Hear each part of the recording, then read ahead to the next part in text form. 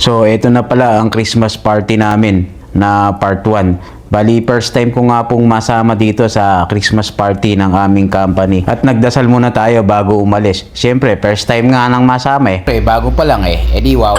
Kaya naman nag-jacket tayo ng pangmalakasan. Pero nung paglabas ko nga ng bahay, nakita ko yung mga kasama ko hindi naka-jacket. Ako lang yata ang naka-jacket dahil nga mainit dito. Kaya inalis ko rin.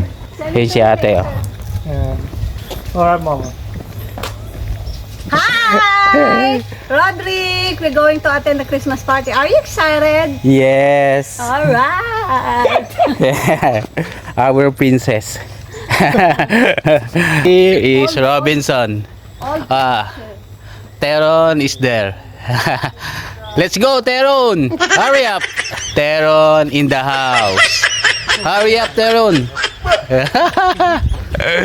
At heto na nga't naglakad na kami ng mga kasama ko na pupunta sa ferry na aming sasakyan. Dahil nga po na sabay po kami dito sa aming sasakyan. Bali, marami nga po kami dito na sabay-sabay. Bali, ang meet up nga po namin dito sa may sakayan ng papuntang Tortola. Dahil doon nga po gaganapin yung aming Christmas party. At syempre, ito, bago tayo masakay, nagpirma-pirma muna tayo ng pangalan. Bali, sagot naman po ng aming company to, yung pamasahe papunta ron at pabalik. At dito nga po ako nasakay sa may taas dahil maganda nga po ang view dito. Nakaka-relax at medyo malamig pa ang panahon. Or ang hangin. Puna nga po ito nung aalis kami. Alas 5 ang usapan. At dito nga po sa taas ng ferry, kita po ang aming bahay. Yan po, yung sinusum ko po na yan. Diyan po tayo nagla-live minsan pagka po ako'y nagla-live. Live nga napaulit-ulit. At habang hinihintay nga po natin yung pag-alis ng ferry, nag-video muna tayo dito ng konti.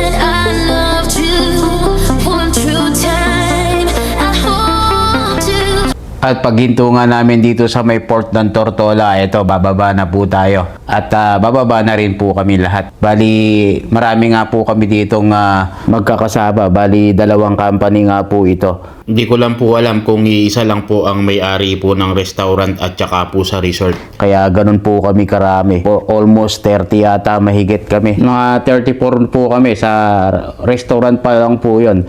At iba pa po sa may hotel or resort. Hindi ko lang po alam kung ilan po ang total nila sa hotel. At hindi naman po kasi lahat din po na-attend ng Christmas party. At dahil nga po madami kami, kaya 2 sasakyan kami. na ganito. Yung isa pala, yung parang expedition. Yung isa naman sa aming big boss. 3 yata di ko lang alam.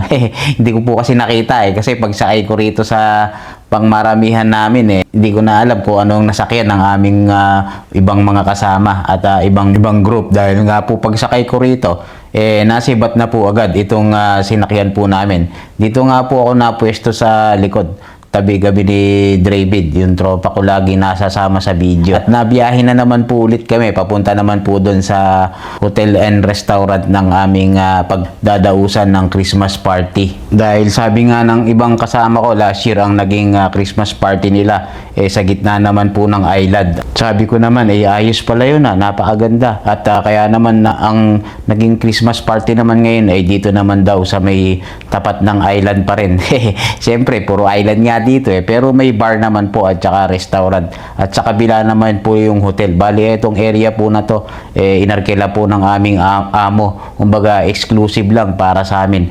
Kaya pagdating namin dito, inuman muna bago ang kainan. Ganun kasi ang style nila rito Ito pa lang si Kabayan ay isang Pilipino barista galing the Philippines. Kaya naman ginawa ko ni Kabayan ng alak na sobrang sarap. First time kong natikman. First time matitikman. Siyempre.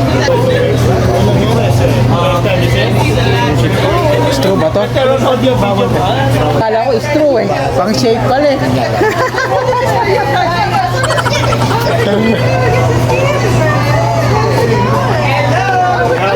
Napaghahalata ako na inosente sa alak. Dito ko nga lang natikman yung mga alak ng mga imported na iba't ibang klase. Sa isang order nga lang niya na alak na iniinom ko nasa $12 to $15. Yung isang inuman na ganyan. Grabe. Pero dito sa amin, unlimited yan. Hanggat hindi natatapos yung Christmas party, umorder ka lang ng umorder. Sabi sa amin ng amo, want to sawa. Kaya ako na lang nagsawa. Kasi nga malalasing ka talaga rito. Pero sila, normal na lang sa kanila. Parang ginagawang tubig. Kaya naman nang medyo naamats na ako ng konti at hindi na ako na-order. Shake na lang ang in-order ko. Yung parang pinaka-juice nila rito. Na may wine pa rin na konti nga lang. At eto na nga, nagsimula nang mag-serve ng soup. At magsisimula na nga daw po kaming kumain. Kaya siyempre, bago nga kumain, eto munang inulang iserve ang soup. At na-order nga po ako na itong shake na may alak pa rin pala yun. At eto, napila na nga po tayo dito sa may buffet ng kainan. Siyempre, titikman natin lahat ng pagkain na yan. Ang Caribbean food nila rito. Kaya naman pagpila ko dito, talaga nga pong lahat yan pinagkukuha ko. Kaya lang medyo naalat nga po ng konti yung pinakasalad nila. Medyo nadami yata ng anchovy kaya medyo naalatan po ako ng konti. Pero tinanong ko nga rin po sa kasama ko, medyo maalat nga daw.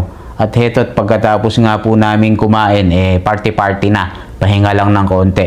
Pero syempre, hindi natin ipapakita to sa may part 2 na lang po ng aking vlog. Kasi po, baka masyadong humaba na, mainip na po kayo. Yun lang, love you all, mama, chup chup, see you in my next vlog. Alright.